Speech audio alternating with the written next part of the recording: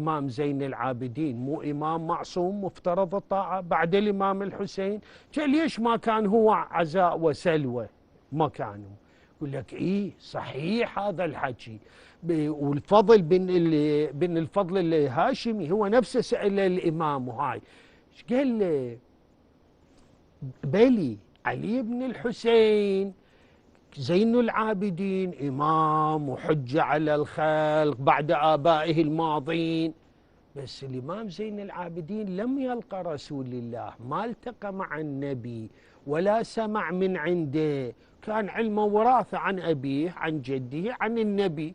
زين، بينما أمير المؤمنين علي بن أبي طالب، فاطمة الزهراء، الحسن والحسين، كانوا الناس يشوفوهم دائما ويا النبي في حركة في كذا في تواصل.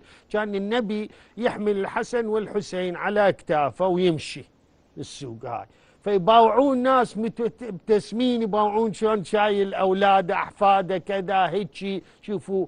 فيقول نعم الراكب ونعم المركب، يعني عنهم الحسن والحسين الراكبين ونعم المركب أنا هيك حاطهم ويستقبلهم.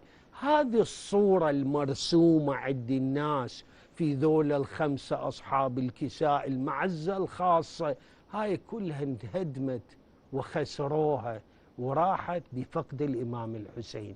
ولهذا كان العزاء أنه بفقد الإمام الحسين هو عزاء متواصل، هو نفس العزاء اللي صار بفقد الآخرين. ولهذا السيدة زينب عليها السلام إذا نشوف كلامها ويا الإمام الحسين ليلة العاشر، ايش قالت له من عرفة الإمام الحسين جايين على نفسه وإنه باكر الموضوع محسوم أنا مفارقكم؟ هاي ايش قالت له؟